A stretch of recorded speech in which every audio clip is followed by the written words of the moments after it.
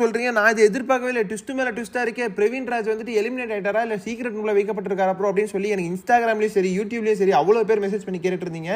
So அதுக்கான detail video தான் இது. ஸோ ஹலோ வணக்கம், நான் உங்கள் பிபி ரகமணி, Bigg Boss 9 Tamil. Bigg Boss 9 தமிழில் இன்னைக்கு சண்டே எபிசோடில் யார் எவிக்ட் ஆகிட்டாங்களா, வெளியே வந்துட்டாங்களா, இல்லை ஏதாவது சீக்ரெட் ரூமில் இருக்காங்களா, நேற்று துஷார் எலிமினேட் ஆயிருந்தார், இன்னைக்கு யார் எவிக்டாரா, என்னெல்லாம் நடந்திருக்குன்றதை பற்றி மொத்தமாக பத்திரமா. ஸோ வீடியோவில் போகிற முன்னாடி மறக்காம வீடியோ லைக் பண்ணிக்கோங்க, சப்ஸ்கிரைப் பண்ணிக்கோங்க, மறக்காமல் அந்த லைக் பட்டனை தட்டிக்கோங்க. நிறைய பேர் வீடியோ பார்க்குறீங்க, நான் லைக்கை தட்ட மாட்டீங்க, பார்த்து தட்டி விடுங்க, அப்போ தான் வீடியோ ஒரு 10 பேருக்கு சஜஸ் ஆகும். ஸோ வீடியோக்குள்ளே போகலாம். ஸோ சண்டேல நம்ம பிரவீன் ராஜ் அவர்கள் எவிக்ட் ஆவார்னு சொல்லி நம்ம சொல்லியிருந்தோம். ஸோ பிரவீன் ராஜ் எவிக்ட் ஆகிட்டாரா, இல்லை வந்துட்டு வேற எங்கேயா சீக்ரெட் ரூமில் வைக்கப்பட்டிருக்காரா அப்படின்ற மாதிரி எனக்கு ஏகப்பட்ட மெசேஜஸ். ஏன்னா நிறைய சேனல்ஸில் போட்டிருக்காங்களாம் சீக்ரெட் ரூமில் இருக்கார் அவர் இன்னும் வீட்டுக்கு வரல அப்படின்ற மாதிரிலாம் போட்டுட்ருக்காங்களாம்.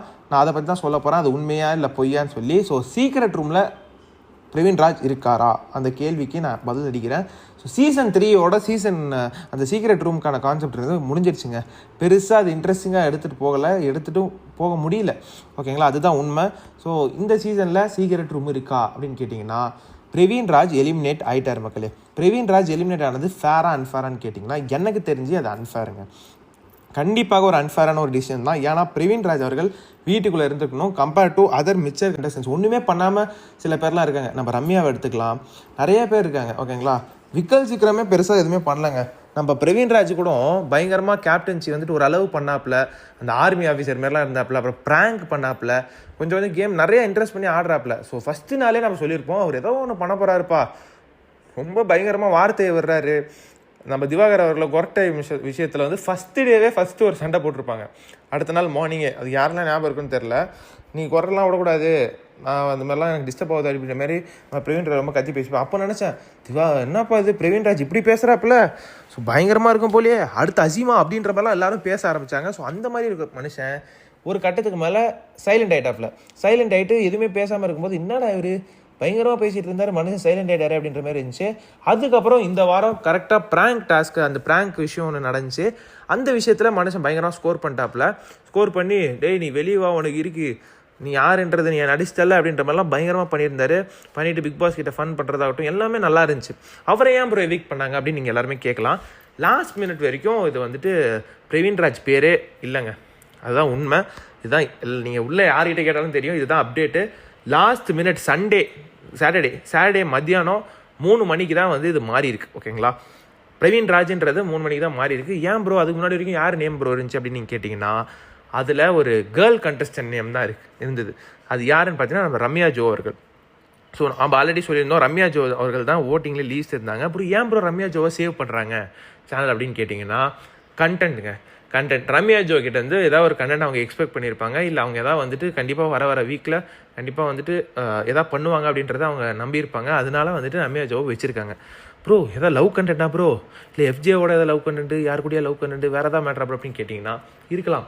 கண்டென்ட் அதான் நான் சொல்கிறேன்ல, கண்டென்ட் அதான் பார்த்துருக்காங்க, அதனால தான் இது பண்ணியிருக்காங்க. ஸோ இன்னொரு மேட்டரும் இருக்குது. இப்போது பிரவீன் ராஜை வெளியே அனுப்புனதுக்கு இன்னொரு காரணமும் இருக்குது. ஸோ அவரை திருப்பி வீட்டுக்குள்ளே கொண்டு வரலாமா, ரீஎன்ட்ரியில் கொண்டு வரலாமான்றதையும் யோசிப்பாங்க. ஏன்னா அவர் ஒரு பயங்கர ஸ்ட்ராங்கான கண்டஸ்டன்ட், கண்டிப்பாக ஒரு ஸ்ட்ராங்கான கண்டஸ்டன்ட் தாங்க. இன்றைக்கி அவர் எலிமினேட் ஆகிறது ரொம்ப அன்ஃபேரு. நம்ம அரோரா அவர்கள், ரம்யா அவர்கள்லாம் இருக்கும்போது நம்ம பிரவீன் ராஜ் போவார்னு யாருமே எதிர்பார்த்துருக்க மாட்டோம். துஷார் ராஜ் சொல்லாங்க, எதுவுமே மனுஷன் பண்ணல, ஓகேங்களா. துஷாரே அவரே அவர் தலையில் மண்ணை வாரி போட்டுக்கிட்டாருன்னு தான் சொல்ல தோணுது. ஏன்னா சூப்பராக ஆடிட்டு இருந்த மனுஷன் ஃபஸ்ட் வீக்கில் கேப்டனை கோட்டை விட்டாப்புல, கேப்டன்சியை பிடுங்க நாங்கள் பிக் பாஸ், ஓகேங்களா. அடுத்து அரோராவோட உட்காந்து பேச மாட்டேன் நான் கூட பேச மாட்டேன், நம்ம பேசாமல் இருக்க வேணாம், பேசாமே இருக்கலாம் அப்படின்னு சொல்லிட்டு பேசிக்கிட்டே இருந்தாங்க. நைட்டு பூரா பேசுனாங்க, காலையில் பேசுனாங்க, எல்லாமே. அவர் எந்த கண்டஸ்டன்ட்டையும் வீட்டுக்குள்ளே பார்க்கல. கண்டஸ்டண்டாக அரோராவை மட்டும்தான் பார்த்துட்டு இருந்தாப்புல, யாரையுமே பார்க்கல, யார்கிட்டையும் பேசல. அரோகரா போட்டுட்டு இருந்தாரு நம்ம வீட்டுக்குள்ளே. அவர் வாரி போட்டு கிளம்பிட்டாப்புல. ஸோ துஷாரை கூட நான் சொல்ல மாட்டேன். Praveen Raj is strong contestant. கண்டிப்பாக நிறைய பேர் எனக்கு மெசேஜ் பண்ணி, ப்ரோ பிரவீன் ராஜ் உண்மையாலே எவிக்டடா ப்ரோ, ரொம்ப அன்ஃபேர் ப்ரோ அப்படி இருந்தா. அரோராலாம் என்ன ப்ரோ பண்ணாங்க, ரம்யா என்ன ப்ரோ பண்ணாங்க, எல்லாருமே ஒன்றுமே பண்ணால் மிச்சர் தான் தின்ட்டுருக்காங்க. ஒரு 10 கிலோ பேக்கெட் மிச்சர் எடுத்துகிட்டு வாயில் போட்டு நல்லா சாப்பிட்டுட்டு இருக்காங்க, எதுவுமே பண்ணாமல் உட்காந்துருக்காங்க. ஸோ மக்களை நீங்கள் தான் பார்த்து பண்ணணும், ஓகேங்களா. நீங்கள் தான் பார்த்து ஓட்டிங் பண்ணுறதில் பார்த்து பண்ணுங்கள். என்னதான் வந்துட்டு இது சொன்னாலுமே அவங்க ஓட்டிங் படி தான் எடுக்கிறாங்க. ஓகேங்களா, ரம்யா அவர்கள் என்னதான் ஒரு கம்மியான வாக்குகள் தான் மக்கள், நான் ஆல்ரெடி சொன்னிருந்தேன் இல்லையா, 1000 வாக்குகள் டிஃபரன்ஸில் தான் வந்துட்டு அந்த டேஞ்சர் ஜோனே அமைஞ்சிருக்கு. இப்போ நீங்கள் பார்த்தீங்கன்னா சாட்டர்டே எபிசோடில் எஃப்ஜே அவர்களை ஃபஸ்ட்டு சேவ் பண்ணியிருப்பாங்க. எஃப்ஜே அவர்கள் ஃபஸ்ட் சேவ் பண்ணியிருந்ததுனால எஃப்ஜே ஃபஸ்ட்டில் இருக்காரு அப்படின்னு கேட்டிங்கன்னா அப்படிலாம் இல்லை. ஓகேங்களா, எல்லாமே குழப்பி தான் வந்து மாற்றி சேவ் பண்ணுவாங்கன்றது உங்கள் எல்லாருக்குமே தெரியும்னு நினைக்கிறேன். ஏன்னா அந்த டவுட் வந்து வரக்கூடாது இல்லையா, யாருக்கு அதிகமான சப்போர்ட் இருக்குன்னு. ஸோ எஃப்ஜே ஃபஸ்ட்டு சேவ் பண்ணாங்க, செகண்ட் கானா வினோத்தை சேவ் பண்ணாங்க சாட்டர்டே எபிசோடில், நீங்களாம் பார்த்துருப்பீங்க. தேர்ட் கமருதீனை சேவ் பண்ணியிருப்பாங்க. ஸோ ஃபோர்த் வந்து நம்ம வியானா அவர்கள். வியானாவை பற்றி நீங்கள் என்ன நினைக்கிறீங்க மக்களே? வியானாவோட இப்போ பண்ணுறவங்க பிஹேவியர்லாம் எனக்கு சுத்தமாக பிடிக்கல. ஏன்னா வந்துட்டு ரொம்ப கேமரா கான்சியஸாக இருக்காங்களோன்றது தோணுது.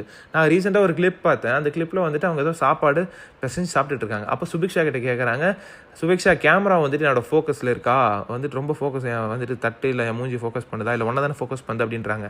இல்லை என்ன தான் ஃபோக்கஸ் பண்ணுதுன்னு சுபிக்ஷா சொன்னோடனே, நான் பாரு இப்போ எப்படி பிசைகிறேன் மட்டும் பாரு, பிசைஞ்சு எப்படி சாப்பிட்றேன்னு மட்டும் பாருன்னு சொல்லிட்டு ஒரு பயங்கரமாக வந்து எப்படி வந்து நார்மலாக நம்மளாம் சாப்பிடுவோம் அந்த மாதிரி சாப்பிட்டு உடனே கேமரா ஃபோக்கஸ் ஆகுதுன்னு தெரிஞ்சோடனே இப்போ நான் எப்படி சாப்பிட்றேன்னு பாரு, அப்படியே வந்துட்டு அப்படியே இங்கிலீஷ் ஃபாரின் ரிட்டன் மாதிரி அப்படியே வந்துட்டு 2 விரலில் எடுத்து அப்படி சாப்பிட்றாங்க. அப்போது நீங்கள் கேமராவுக்கு ஆக்ட் பண்ணுறீங்க. கரெக்டாக வியானா அவர்களே?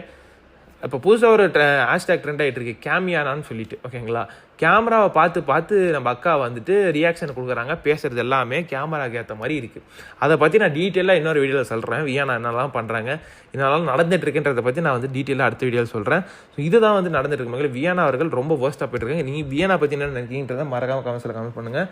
ஸோ ஃபஸ்ட்டு எஃப்ஜே, கானா வினோத், கமருதீன், வியானா சேவ் ஆகிட்டாங்களா? அடுத்து நம்ம சபரி அவர்களும் சேவ் ஆகிட்டாங்க. ஓகேங்களா, அப்புறம் விக்ரம் அவர்களும் சேவ் ஆகிட்டார்.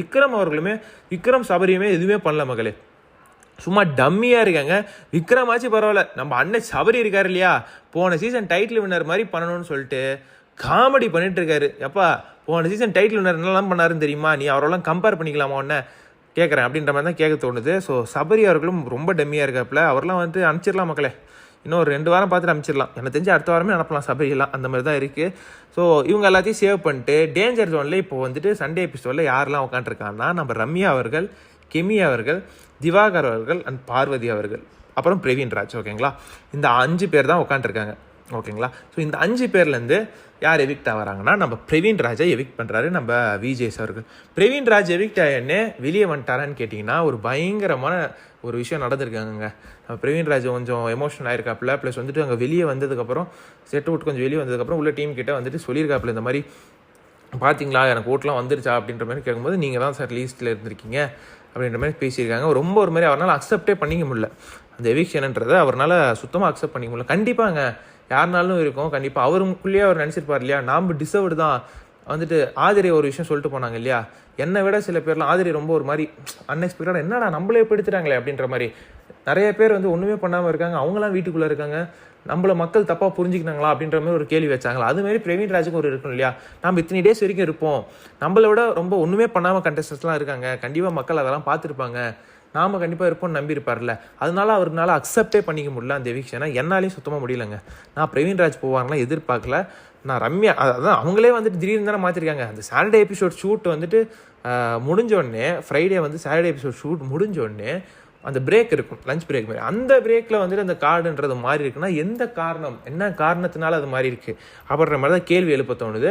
அந்த கேள்விக்கு என்ன பதில்னா கண்டென்ட், அந்த ஒரு கண்டென்ட்ன்ற வார்த்தை தான் வந்துட்டு பதிலாக வருது. ஓகேங்களா, கண்டென்ட் வந்துட்டு பிரவீன் ராஜ் கிட்ட எல்லாத்து ரம்யா கிட்ட என்ன இருக்குன்னு கேட்டிங்கன்னா இருக்குது, நிறைய விஷயங்கள் இருக்குது. ஏன்னா பிரவீன் ராஜ் வந்துட்டு அவ்வளோவா சத்தம் போடுவாரான்னு கேட்டிங்கன்னா போட மாட்டார். வேற ரம்யா வந்துட்டு எப்படினாலும் வேறு மாதிரி ஒரு சத்தம் போடுவாங்க. ஓகேங்களா, அவங்க எப்படி பேசுவாங்கன்றது உங்கள் எல்லாருக்கும் தெரியும் நினைக்கிறேன். அவங்கள ஏதாவது ட்ரிகர் பண்ணி ஃபியூச்சரில் அவங்ககிட்ட ஏதாவது கண்டென்ட் மில்க் பண்ணலாமான்ற மாதிரி அவங்க ட்ரை பண்ணுறாங்கன்ற மாதிரி எனக்கு தோணுது. வேறு ஏதாவது லவ் கண்டென்ட் ட்ரை பண்ணுறாங்களா ப்ரோ ரம்யா வச்சு, எஃப்ஜேவும் ரம்யாவும் கொஞ்சம் க்ளோஸாக இருக்காங்க ப்ரோ, அதை வச்சு எதாவது பண்ணுறாங்களா ப்ரோ அப்படின்னு கேட்டிங்கன்னா அது எனக்கு தெரிலங்க.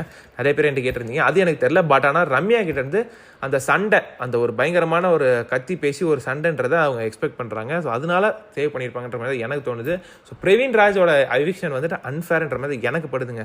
இப்போதைக்கு இந்த சிச்சுவேஷனில் பிரவீன் ராஜ் போகிறது இட்ஸ் அன்ஃபேர். ஸோ நீங்கள் சொல்லுங்கள் கமெண்ட் செக்ஷனில் இது அன்ஃபேரா இல்லை ஃபேரான்னு சொல்லி. அவர் சீக்ரெட் ரூமில் இருக்காரா ப்ரோ அப்படின்னு கேட்டிங்கன்னா சீக்ரெட் ரூம்லாம் இல்லைங்க, அவர் எலிமினேட் ஆகிட்டார்.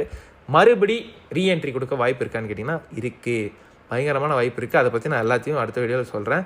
அடுத்தடுத்த வீடியோவில். ஸோ பிரவீன் ராஜ் ரீஎன்ட்ரி ஆகிறதுக்கு அதிகப்படியான வாய்ப்புகள் இருக்குது. நான் சொல்கிறேன்னா ஏதோ ஒன்று இருக்கும். ஸோ புரிஞ்சுக்கோங்க.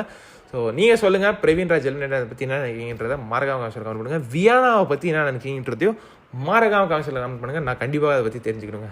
அடுத்த வீடியோ சந்திக்கலாமா? அடுத்த வீடியோ சந்திக்கலாம். நன்றி, வணக்கம்.